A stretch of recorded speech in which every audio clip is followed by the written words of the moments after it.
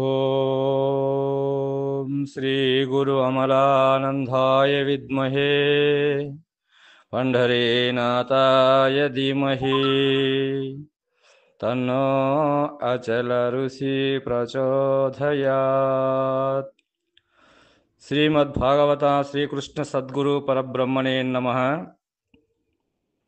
ప్రబోధ సుఢామణి అను శక్తిద్వయ నిరాసకంభైన శుద్ధ నిర్గుణ తత్వ కందార్థ ధరువులలో 182వ కందార్థమును మనము గురుమూర్తి కరుణచే మననము చేసుకుంటున్నాము. ఏమంటున్నాడు ఈ కందార్థములోనంటే, చక్కెర మెక్కకలోకులు చక్కెర మాధుర్య మెరుగజాలరు అటువలన్ మక్కువతో విని చదువక చక్కగా గ్రంథార్థ మెరుగా జాలేరా జనులు. కావున నీవో సాలించి పనులు చొక్క మీ గ్రంథము చూడు మీ కొన వేళ్ళ ఇక్కడితో జన్మమెత్తావు సరి తెలియజాలేరా జనులు. కావున నీవో శాలించి పనులు అని అంటున్నాడు. చక్కెర మెక్కక లోకులు చక్కెర మాధుర్య మెరగా జాలరు అటవలన్ అంటున్నాడు ఇక్కడ. అంటే ఇక్కడ ఈ చక్కెర అనేటువంటిది మనము ఈ జిమేంద్రియం మీద వేసుకున్నప్పుడు, నోటిలో వేసుకున్నప్పుడు ఆ చక్కెర యొక్క మాధుర్యము, తీపి అనేటువంటి అనుభవము ఆ వేసుకున్నటువంటి వాళ్ళకే తెలుస్తుంది కదా. మరి ఆ విధంగా చక్కెర నోటిలో వేసుకున్నటువంటి వాళ్ళు చక్కెర తీయగున్నది తీయగున్నది తీయగున్నది అంటే ఆ చక్కెర యొక్క తీపి మాధుర్యము వాళ్ళకు తెలుస్తుందా అంటే తెలియదు. కాబట్టి అది తిన్నవానికి తెలుస్తుంది మాధుర్యము, మరి తినడానికి చక్కెర తీయగుంటుంది అన్నట్టు మాట తెలుసు, కానీ అది అనుభవంలోనికి వస్తుందా అంటే అది రాదు.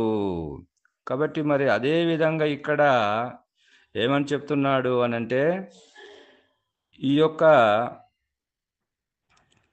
మెరుగ చక్కెర మెక్కక లోకులు చక్కెర మాధుర్య మెరుగ జాలరు అటువలన్ మక్కువతో విని చదువక చక్కగా గ్రంథార్థ మెరుగా జాలీరజనులు అంటున్నాడు. మరి ఆ విధంగానే ఇక్కడ చక్కెర యొక్క మాధుర్యము ఆ జివేంద్రియం మీద వేసుకున్నటువంటి వారికి మాత్రమే ఆ యొక్క రుచి అనేటువంటిది తెలుస్తుంది. దాని అనుభవం అనేటువంటిది ఎలా తెలుస్తుందో మరి అదేవిధంగా తెలియనటువంటి వారికి చక్కెర తీయగున్నది అంటే వానికి ఎట్లయితే తెలియదో మరి ఆ విధంగానే ఇక్కడ మక్కువతో విని, మరి మక్కువతో వినవలే అంటున్నాడు ఇక్కడ. అంటే ఈ కందార్థముల ఈ యొక్క గూఢార్థం ఏదైతే ఉన్నదో, ఈ కందార్థం అనేటువంటిది ఈ గ్రంథం ఏదైతే ఉన్నదో, ఈ కందార్థములు అనేటువంటివి అవి గురుముఖత వినవలే అంటే మక్కువతో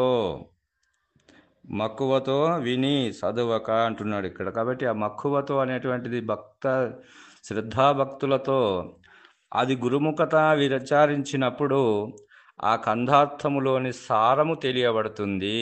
కాబట్టి ఆ సారములో ఉన్నటువంటి ఏ రహస్యం అయితే గురుముఖత నీకు తెలియబడుతుందో, మరి ఒక కందార్థాన్ని నీవు 10 సార్లు చదివినా ఆ యొక్క సారము మనకు చిక్కదు.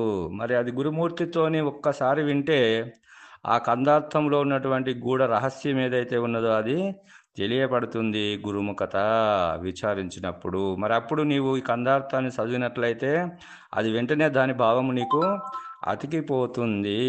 కాబట్టి ఆ విధంగా ఇక్కడ మక్కువతో విని మరి కందార్థములు చదువవలే అని చెప్తున్నాడు. కాబట్టి మొదలు వినవలే, తర్వాత చదువుకొనవలే. చదువుకుంటే దానిలో ఉన్నటువంటి యొక్క భావార్థము, సారం ఏదైతే ఉన్నదో అది నీకు తెలియబడుతుంది. ఎందుకంటే అది గురుముఖత ఒకవేళ వినక నీవు చదివినట్లయితే ఆ జ్ఞానము మిడిమిడి జ్ఞానముతో అది మనకు ఆ సారము చిక్కదు. మరి అది గురువు గారి దగ్గరటువంటి జ్ఞానం కాబట్టి అది గురు జ్ఞానము. ఆ గురు జ్ఞానము అనేటువంటిది మనకు ఆ గురు జ్ఞానం మనకు కలగాలంటే గురుముఖత మనం విచారించినప్పుడే ఆ గురుజ్ఞానం అనేటువంటిది మనకు కలుగుతుంది. కాబట్టి గురుజ్ఞానం ఎప్పుడైతే కలుగుతుందో ఈ కందార్థములలోని సారము ఆ యొక్క రహస్యం మనకు తెలియబడుతుంది. కాబట్టి అది గురువు వలన వింటేనే తెలియబడుతుంది. కాబట్టి ఈ గ్రంథాన్ని అందరూ కూడా మరి తెప్పించుకొని చదువుతున్నారు ఇప్పుడు.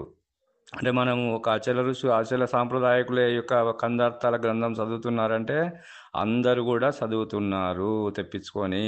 కాబట్టి మరి వారికి బోధాల మరి వాళ్ళు ఈ పరిపూర్ణ బోధలో ఉన్నటువంటి రహస్యము వాళ్ళు తెలుసుకుంటారంటే తెలుసుకోరు. కాబట్టి మరి వాళ్ళు ఇప్పుడు మొన్న నేను ఎక్కడికి కేశపట్నం పోయినప్పుడు అక్కడ గురువుగారు కూడా చెప్పడం జరిగింది. శేషాచల పీఠం అనేటువంటిది అక్కడ ఉంది. వాళ్ళు కూడా ఈ కందార్థాలు బట్టి నోటికి చెప్తున్నారు వాళ్ళు కూడా. అంటే వాళ్ళ గురువుగారు కూడా ఆయన కలిశాను నేను. కాబట్టి వాళ్ళు మరి శేషాచల పీఠం అంటే మాది కూడా అచల సాంప్రదాయం అని చెప్పుకుంటున్నారు వాళ్ళు. కాబట్టి వాళ్ళు కూడా ఈ కందార్థాలు చెప్పుకుంటున్నారు. కాబట్టి మరి వాళ్ళ వాళ్ళ బోధకు వాళ్ళకు సరిపెట్టుకుంటున్నారు కందార్థాలతో. కాబట్టి మరి ద్వైతులు సరిపెట్టుకుంటున్నారు, అద్వైతులు సరిపెట్టుకుంటున్నారు, విశిష్ట ద్వైతులు సరిపెట్టుకుంటున్నారు. ఈ గ్రంథము ఏ బోధ వాళ్ళు తీసుకుపోయి చదివి వారి బోధకు వాళ్ళు సరిపెట్టుకుంటున్నారు. కాబట్టి అచల గురుమూర్తి ద్వారా పరిపూర్ణ గురువు ద్వారానే దీనిలో ఉన్నటువంటి యొక్క సారము తెలియబడుతుంది. కానీ మరి ఇతరుల వలన ఈ బోధలోని సారం తెలియబడుతుందా అంటే తెలియబడదు.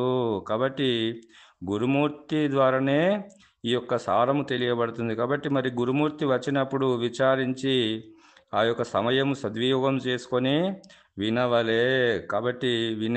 కాబట్టి ఆ పనులన్నీ మనం ఏ పనులు అయితే ఉంటాయో మనం ఒకప్పుడు గురువుగారు వచ్చినప్పుడు గురువు బోధ వినటానికి పనులు సాలించుకొని పోయి వినాలి. కానీ గురువుగారు ఉంటాడు, మళ్ళీ రేపు ఉంటాడు, సాయంత్రం ఉంటాడు, నేను సాయంత్రం పోయి దర్శనం చేసుకొని వస్తా అని ఈ పనులలో నీవు ఒకవేళ పొద్దు వచ్చినట్లయితే ఆ చొక్కనైనటువంటి ప్రబోధ నీకు దొరకదు.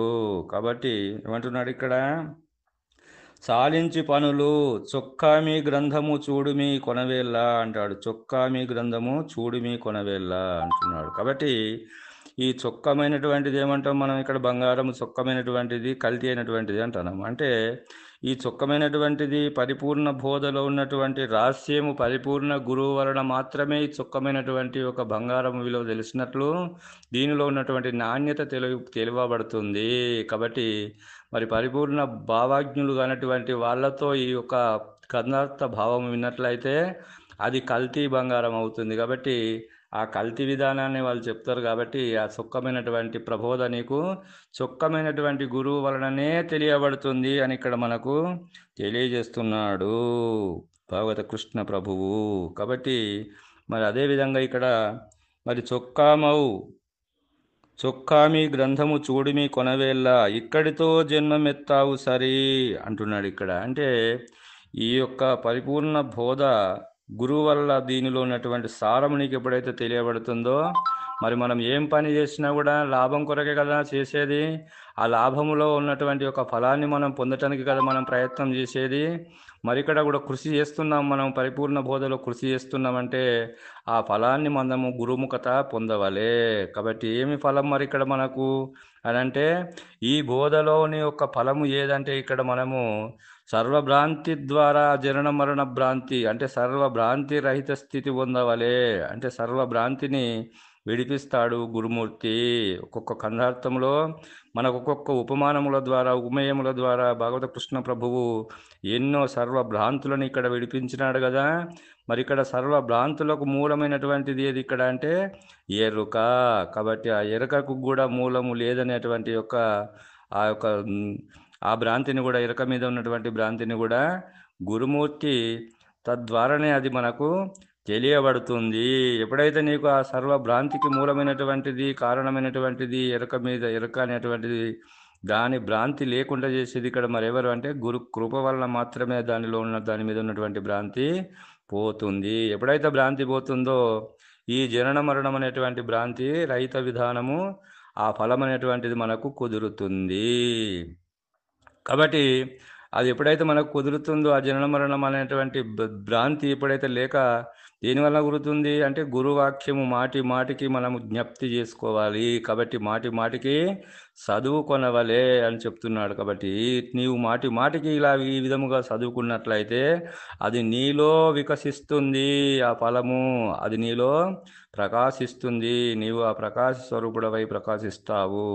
కాబట్టి ఏ ప్రకాశము ఆ గురు బోధ అనేటువంటిది పరిపూర్ణ బోధ అయితే ఉందో అది నీలో ప్రకాశింపబడుతుంది ఆ ఫలం అనేటువంటిది. కాబట్టి ఆ ఫలము నీ లోపట ఎప్పుడైతే ప్రకాశింపబడుతుందో, గురు బోధ అనేటువంటిది నీ లోపట ఎప్పుడైతే ప్రకాశింపబడుతుందో, ఇక నీవు ఈ జన్మము వెత్తవు, ఇక ఈ జన్మ నీవు వెత్తవు అని ఇక్కడ మనకు భాగవత కృష్ణ ప్రభువుల వారు మనకు ఈ జన్మం అనేటువంటిది ఒకటి అందుకొరకు ఏమంటారు, ఇక్కడితో జన్మమెత్తావు సరి తెలియజాలేర జనులు కావున నీవు సాలించి పనులు. కాబట్టి మరి ఈ జనన మరణములు అనేటువంటి భ్రాంతి లేక చేసుకుంటారా ఈ జనులు అంటే చేసుకోరు. ఎవరు చేసుకుంటారు అంటే గురుపుత్రులు. కాబట్టి గురుపుత్రులు అనేటువంటి వాళ్ళకి ఏం ఫలం కలుగుతుంది అని అంటే ఈ జనన మరణం అనేటువంటి భ్రాంతి అనేటువంటి ఫలం ఎప్పుడైతే గురుముఖతానికి ఫలిస్తుందో ఇక్కడితో ఇక జన్మము నీవు ఎత్తవు సరి అని చెప్పి మనకు. కాబట్టి అలాంటి పనులను నువ్వు చాలించి నీవు గురుముఖత విచారించినట్లయితే ఆ విచారణలో నీవు లేకపోతున్నావు. కాబట్టి నాయన ఇక్కడితో ఈ జన్మ నీవు వెత్తవు, ఇక్కడితో జన్మ నీవు ఎత్తవు సరేనా అని ఇక్కడ మనకు భాగవత కృష్ణ ప్రభువులు ఇక నీవు జన్మ ఎత్తనే ఎత్తవు. కాబట్టి కందార్థాలు విన్నటువంటి వారికి, గురుముఖత విచారించినటువంటి వారికి, విన్నటువంటి వారికి ఈ జన్మ అనేటువంటిది లేనే లేదు. కాబట్టి ఈ జన్మ ఎత్తనే ఎత్తవు అని చెప్పి మనకి ఇక్కడ గురుమూర్తి మనందరినీ కూడా ఈ ఆశీర్వదిస్తున్నాడు ఈ కందార్థము ద్వారా. ఈ జన్మ నీకు లేనే లేదు నాయన, నువ్వు ఎత్తనే ఎత్తవని చెప్పి గురుమూర్తి మనందరినీ కూడా ఆశీర్వదిస్తున్నాడు అని తెలియజేస్తూ ఇంతటితో ఈ కందార్థ భావాన్ని ముగిస్తున్నాను. జై బలో సద్గురు ప్రభు మహారాజుకు జై. సర్వం సద్గురార్పణం.